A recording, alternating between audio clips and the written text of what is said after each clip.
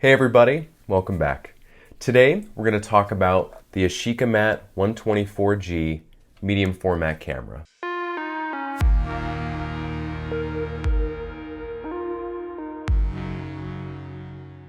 So a few years back when I got back into film, I shot 35mm.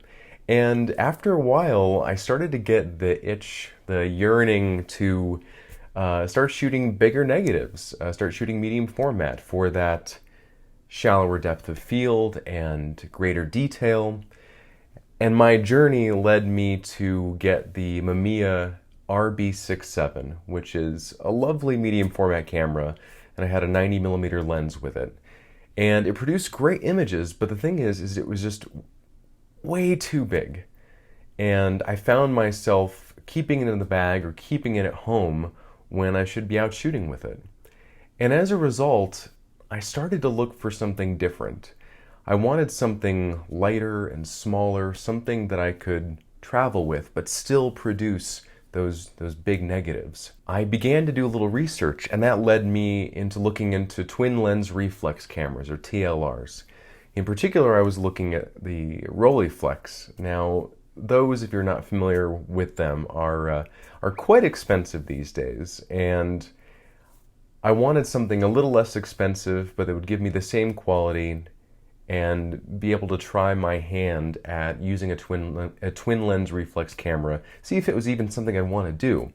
And that research led me to the Yashica Mat series, the Yashica Mat 124 and 124G in particular. So I ended up picking up a Yashica Mat 124G, this one right here, recently serviced on eBay for a pretty good price a few years back.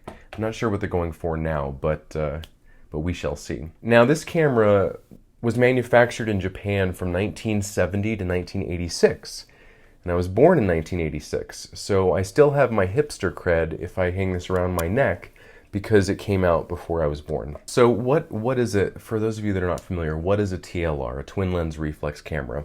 Well, as you can see, pretty obviously, there are two lenses. Now you have the viewing lens on top here. Let me get that to focus. And this has a mirror that reflects the light up into the waist level viewfinder. And that's how you frame up your image, how you focus, how you see what you're about to shoot. Now the lower lens is the taking lens, and this will actually expose light to the film plane. Now these two lenses are sort of married together, so whenever you focus one, they both move at once, so that'll focus the other. So as a result, you can see pretty much what you're going to get after you take the shot. Now this camera shoots on 120 film. Usually you'll get about 12 6x6 images on one roll of 120 film. So something I also found with medium format film is because you're shooting fewer frames, I find myself shooting more film because I end up, I'm not worried about trying to fill 36 frames. And it's not so long from when I take the shots to when I develop the film. So just something to keep in mind. Now this one does have a Lightmeter built in. If I could just see there it is. And this one, while it has been serviced and there is a battery in here that says it works, I found that it's not super accurate, so I don't really use the Lightmeter in the camera. I use this little Sekonic Lightmeter. This is the TwinMate L208. And this is a great little light meter that I just keep in my pocket whenever I'm shooting with a camera that doesn't have a light meter or that the light readings are suspect. Very accurate, simple to use, I just toss it in my pocket. The build quality of the Yashica Mat is actually really robust. It's made of metal, it's good and heavy, it feels good in your hand. It has sort of a crinkle leatherette type fake leather coating around the sides. This one's in pretty good condition, but yeah, so it feels good in your hands. It feels like it's not gonna fall apart if you drop it, but don't drop it, I would suggest. So there is a waist level viewfinder, as I mentioned, and the ground glass is bright and clear. It's fairly easy to focus. I am used to using a split prism focus aid or focusing screen on my Nikon F3, where you meet up the two halves of the image, and once they meet, you're in focus. And I like that a lot, so I don't have that available for this camera, but it just takes a little more practice and it's a little slower going manually focusing, but I did still like that. Now, there is a depth of field scale on the side of the camera here on the focus knob, and that will help you if you're going to do zone focusing, if you're doing street photography, or if you're doing landscape photography and you want to ensure that everything that you want in focus from the foreground to the background is in focus at your selected aperture. The film, as I said, is 120 medium format film. It's very easy to load, takes about 30 seconds to do so once you get the hang of it. The lens, the lens is an 80 millimeter f3.5 lens. And 80 millimeters on medium format film, this particular frame, is going to be similar to the field of view of a 50 millimeter lens in 35 millimeter or full frame equivalents. So it's kind of a basic normal lens, and that's okay. It's kind of all-purpose. You know, you're not going to get everything into the scene, but you are going to be able to isolate elements of the scenes that you're in. You're able to do street photography while not getting too close to your subject.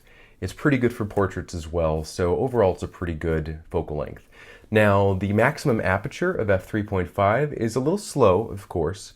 Now, with medium format film, you are going to get a shallower depth of field than an equivalent 35 millimeter lens, and as a result, 3.5, you can actually get good subject isolation, good background separation, and a pretty good out of focus blur. The bokeh on the lens is actually quite nice. The max aperture being 3.5 also limits you a little bit as far as what you're able to shoot indoors or at night.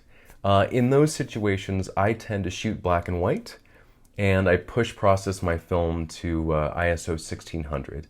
And that usually allows me to get pretty good results indoors or if I'm in artificial light outdoors at night. The lens is sharp and contrasty in my experience, although you might notice here the front element of the taking lens is quite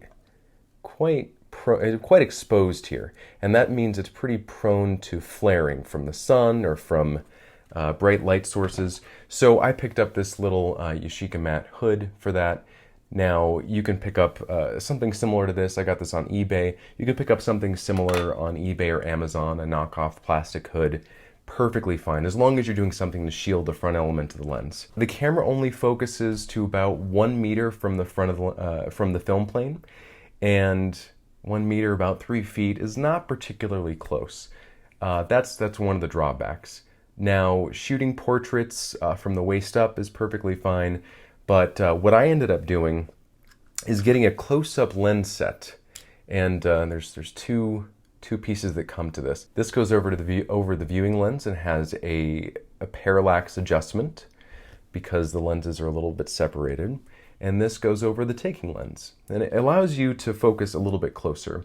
I don't know exactly what the focus distance is with this on it, so that's helped me take head and shoulders portraits as well as a little bit of still life and product shots. Remember, when you're focusing close with a TLR, because the lenses are not at the same level, your framing in the viewing lens is going to be a little bit off versus your framing with the taking lens. So what I sometimes do is, if I'm getting close and I'm on a tripod, I will focus and frame up my shot, and then I'll shift up the camera about an inch or so to make it a little bit more similar to what the taking lens would show us. The camera is extremely light. This weighs about the same as my Nikon F3 and 50 millimeter lens.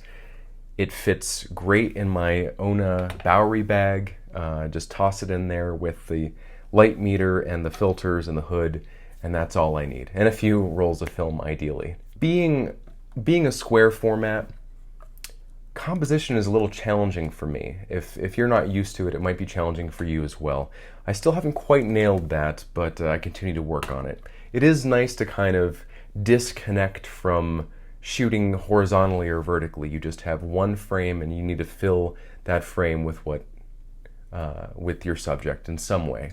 So composition is a little bit different. All in all, the Yashica Mat 124G is small, light, it's a joy to use. It can produce beautiful medium format negatives, and I highly recommend it. So hopefully this has been helpful to you in some way. If you got something out of this, please remember to like and subscribe to my channel. I have tons more content going over Lightroom and Photoshop tutorials, astrophotography, all that good stuff. If you'd like to check me out on Instagram, I'm at Matthew Arrington Photo, or you can go to my website at matthewarrington.com.